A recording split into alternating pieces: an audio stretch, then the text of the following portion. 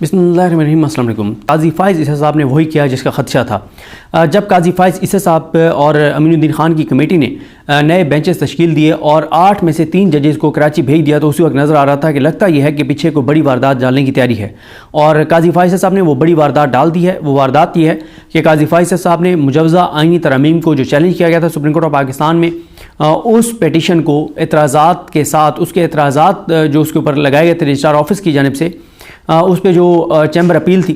उसके साथ उस केस को अपने ही बेंच के सामने फिक्स कर दिया 17 अक्टूबर के लिए। सोमवार, मंगल, बुध ये 3 छुट्टियाँ होंगी। जुमेरात पहला वर्किंग डे है इस्लामाबाद में, और जुमेरात के दिन ही हुकूमत जो है जुमेरात या जुमे को आईनी तरमीम करने का इरादा रखती है। और यहाँ पे मैं आपको शुरू में बता दूँ कि तहरीक इंसाफ के MNAs और सेनेटर्स के लिए इतनी सख्ती 9 मई के फ़ौरन बाद नहीं थी जितने इस वक्त उनके साथ जो कुछ अब किया जा रहा है। लेकिन कोई भी तहरीक इंसाफ का एक भी MNA या सेनेटर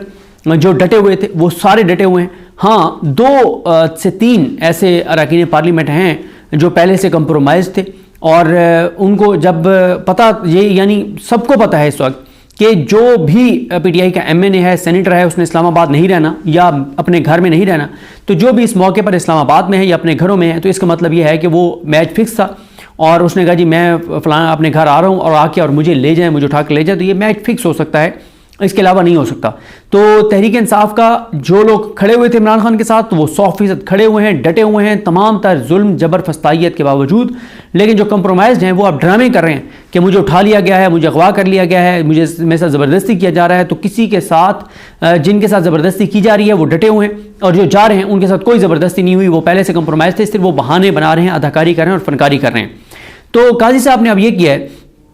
कि काजी साहब ने आबिद ज़ुबैरी साहब समेत 6 पाकिस्तान बार कौंसिल के मेंबर्स हैं जिन्होंने मुजवज़ा आइनी तरमीम को चैलेंज किया था। 18 सितंबर को उन्होंने चैलेंज किया था, उस पर रजिस्ट्रार ऑफिस ने एतराज़ात लगा दिए थे। और मेरी अभी आबिद ज़ुबैरी साहब से बात हुई है, उन्होंने कहा कि क्योंकि 1 माह मुकम्मल हो रहा था, तो इसलिए हमने क्योंकि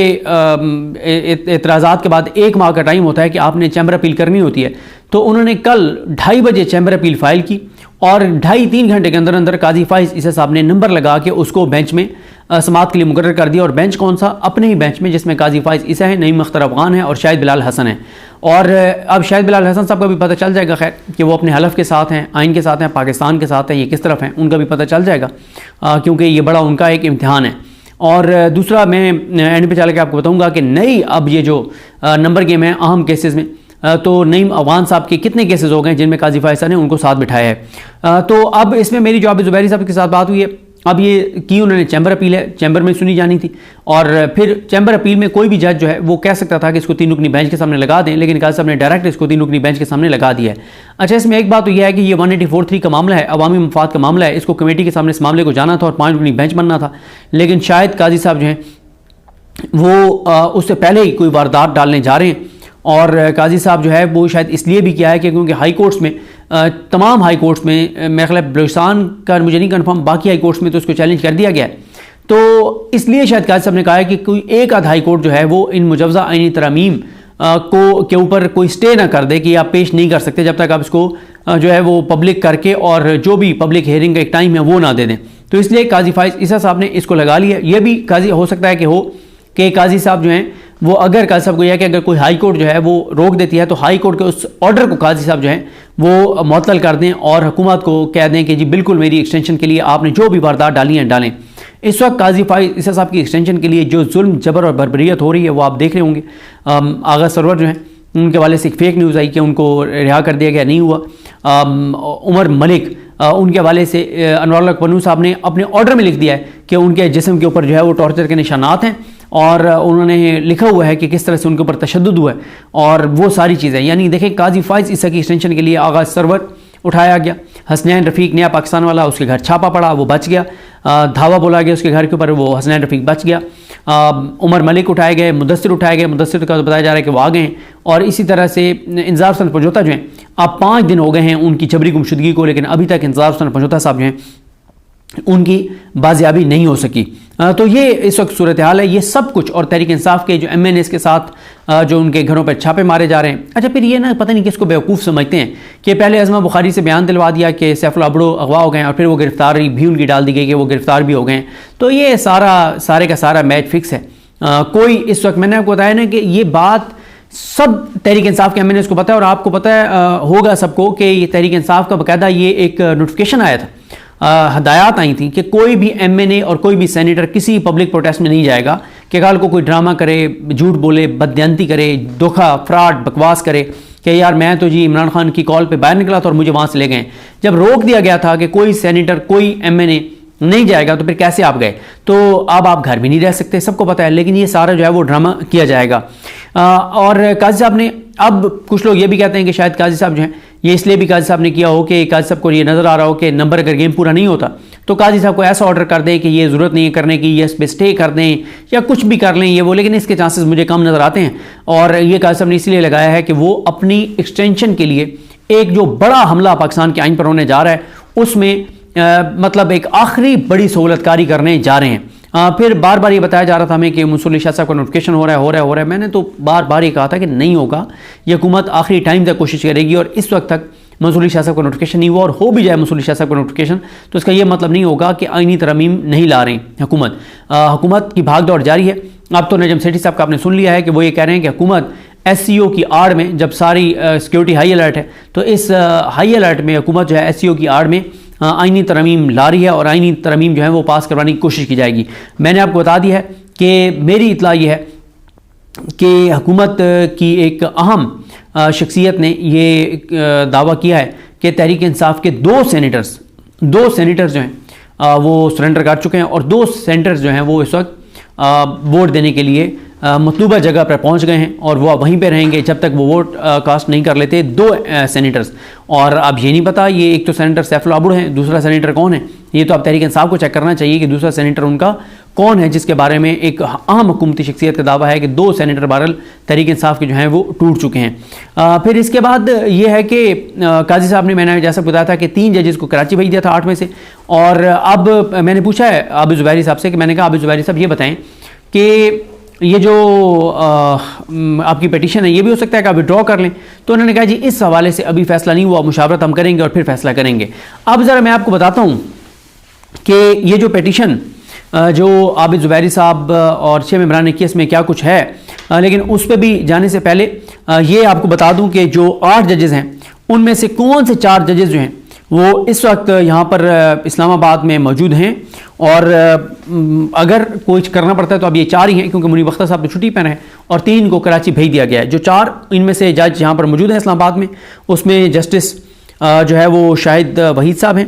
اور جسٹس سید منصور علی شاہ صاحب ہیں، اور منصور علی شاہ صاحب ہیں، ایک منٹ سوری یہ میں اس میں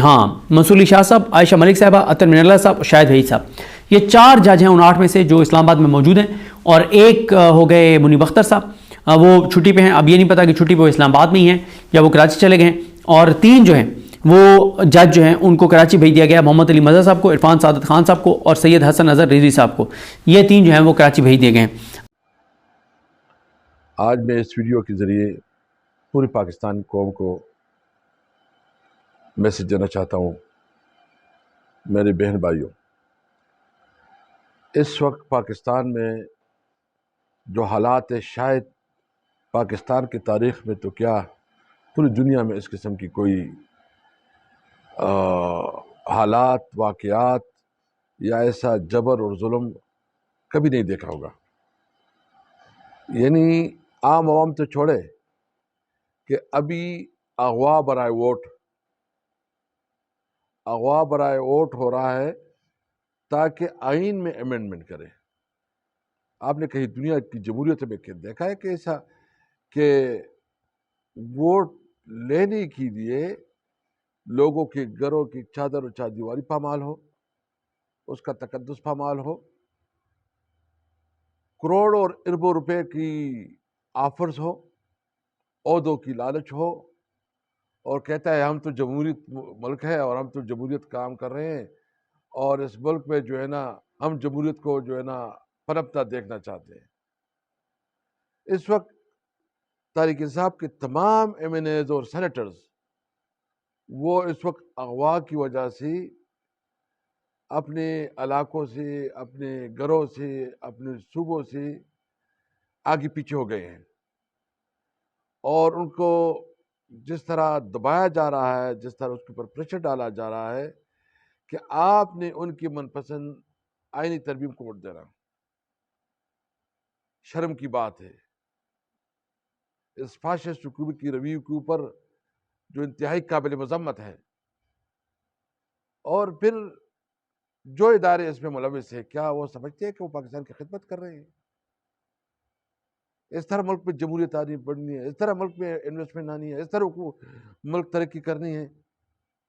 یہ جمہوری طریقے جو ہے وہ اس کا اپنی طریقہ کار ہے، قانون ہے، رولز ہے، اس کے مطابق چلنا ہے. تو میں ان کی بھرپور مذمت کرتا ہوں جو اس وقت بڑے بڑے آفرز آ رہے ہیں. ہمارے ایم این ایس سینیٹرز کے اوپر گروپ کے اوپر چھاپے پڑ رہے ہیں، اس کی چادر و چادری کی تقدس پامال ہو رہے ہیں، اس کے کاروبار بند کی جا رہے ہیں. ہم اس کی مذمت کرتے ہیں. اور ایسی کوئی قانون سازی جو ہے وہ پاکستانی عوام کی امنگوں کی ترجمان نہیں ہوگی. ہم اس کے خلاف ہر حد تک کھڑے ہوں گے. ہاں اگر کرنا ہے تو پھر اس کے لیے طریقہ یہ ہے کہ جو جمہوری طریقہ ہے، جو رولز کے مطابق ہے، کسی کے اوپر پریشر نہ ہو، دباؤ نہ ہو، اوپن ڈیبیٹ ہو، اوپن ڈسکشن ہو، رولز کے مطابق کمیٹیز میں چلے. تو ہم تو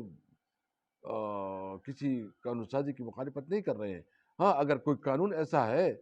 کہ اس سے ہمارا اختلاف ہے، ہم اختلاف کریں گے، جس سے اتفاق ہو اس اتفاق کریں گے. لیکن جبر سے، ظلم سے، زر سے، زور سے اور پیسے کو لالچ سے کسی قانون سازی کو نہیں مانیں گے. اور دوسری بات، ہم نے مطالبہ کیا ہے کہ عمران خان کے ساتھ جو ہے نا ہمارا رابطہ بحال کیا جائے. اور ہم نے بہت سمپل مطالبہ کیا ہے، کوئی بہت بڑا دعویٰ بھی نہیں کیا. ہمیں تشویش ہے عمران خان کی صحت کے حوالے سے کہ ایک ڈاکٹر بھیجا جائے اور وہ ڈاکٹر جو ہے نا اس کی صحت کا حال احوال کر لے.